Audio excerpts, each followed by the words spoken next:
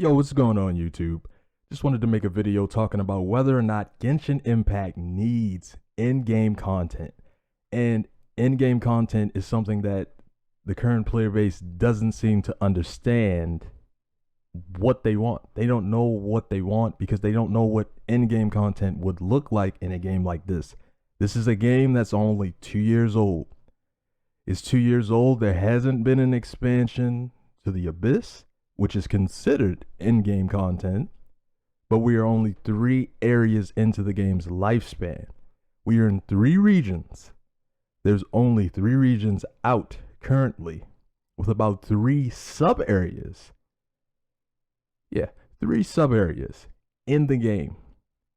And people seem to overlook that this isn't that kind of game. It's not an MMO light. It's not an MMO. It's not even a co-op game.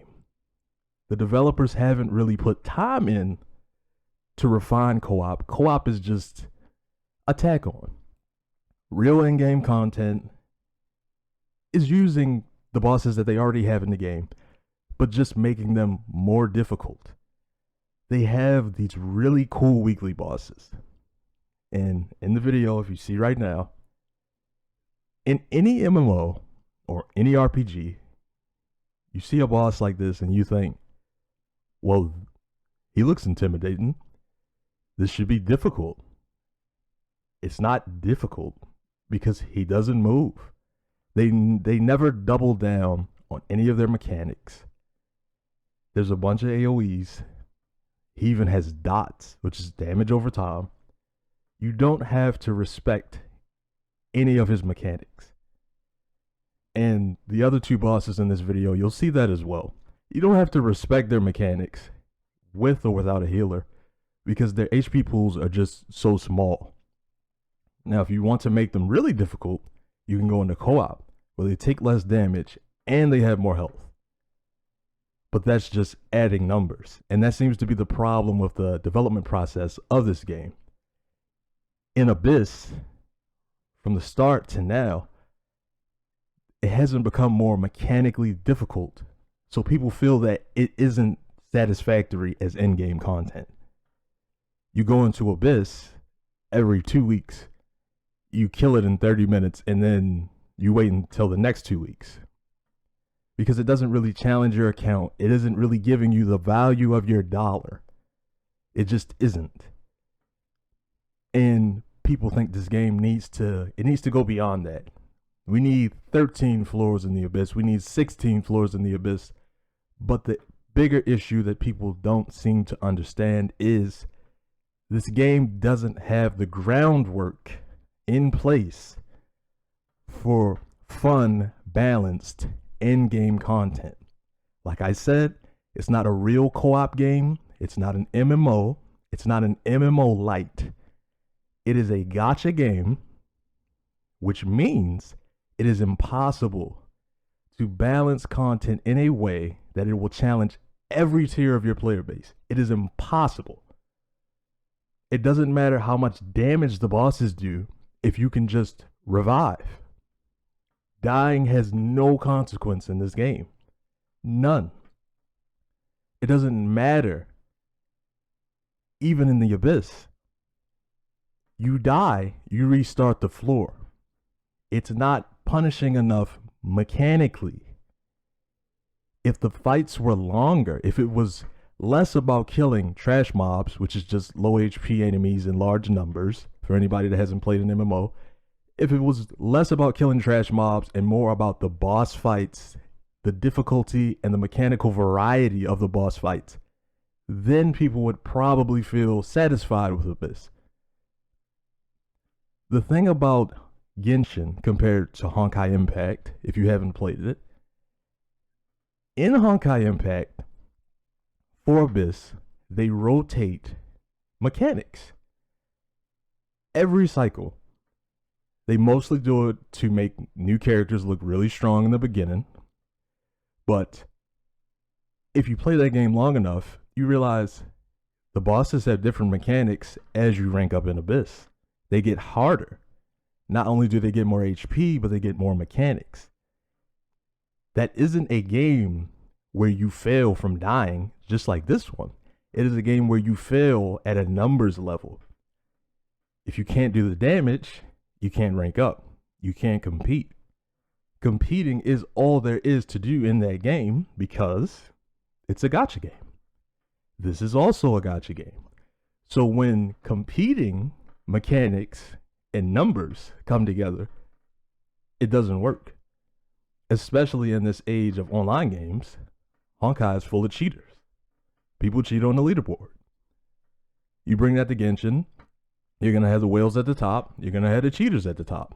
You'll never be able to feel like your account is progressing in that direction if that's the content they were to make for you. If you want more abyss floors, that doesn't fix the problem. The problem is you need to test your players. This game focuses way too much on just spamming abilities until whatever you're fighting dies. It doesn't matter if you know how to do elemental reactions properly or not. You'll succeed. Which is just confusing because it's a gacha game. You roll for weapons. The weapons in this game are kind of nutty. Really kind of nutty. Some of the characters are also really kind of nutty. With the gacha aspect, you're limited in how your players can approach your content. People are upset because this game focuses on mini games for events. They just take mini games from other games and put it in Genshin. It's not a bad thing because this isn't an MMO company. It's not a real RPG company. So you can't expect them to make content at a level that is satisfactory to regular progression in those types of games. In a gacha game, you get on, you go through the story. This is every gacha game. I can speak for this. I play a bunch of them. You go through the story of the gacha game. You finish the story. Now you're just collecting characters, doing events. However, what people don't understand the difference between this game and other gacha games is, in other gacha games, you have a stamina bar, and when that bar is gone, it's gone, and you can't do anything. Bar some games that do have modes where you can just mess around. Once your stamina is gone in those games, you can't even fight. You can't even fight. In this game, you don't have to log out. You don't have to switch games. I personally play for hours on hours every day. And I get that value. I love this game. However, I don't think it's fair for people to say that there's no end game. There's no purpose to playing the game. This game has never been about challenging content. It has never been about getting stronger and stronger. This game is about exploration, the story, the music, the scenery, and the characters.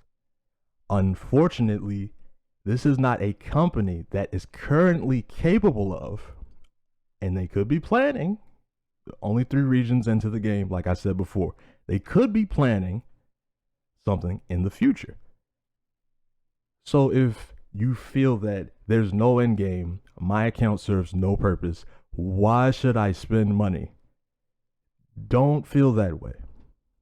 Don't feel that way. This game is a gacha game. When you run out of resin or you get bored, just stop playing. Some people want this to be their game, their go-to game. It just isn't. It's not that kind of game. No gacha game is. No gacha game has this perfect, endless grind where you can just sit and sit and sit, but the reality is you're grinding for nothing. You want progression in this game. Progression in this game is getting dumped on by whales and cheaters. If that's what you want leaderboards in Abyss or anything like that, it's not, it serves no purpose. It's just another way to get primo gems so you can roll for characters that you say you won't be able to use. But that's all I really wanted to say. Anyway, Make sure to like, comment, and subscribe. Let me know what you think. Do you feel Genshin Impact needs in-game content to survive and thrive? The game's been really successful already. Do you think that if they never approach any form of in-game content beyond Abyss, do you think it will be able to survive and compete with its competition at all? See you around next time. I got a few more videos coming out. Please subscribe if you'd like to see anything else from me. Thank you.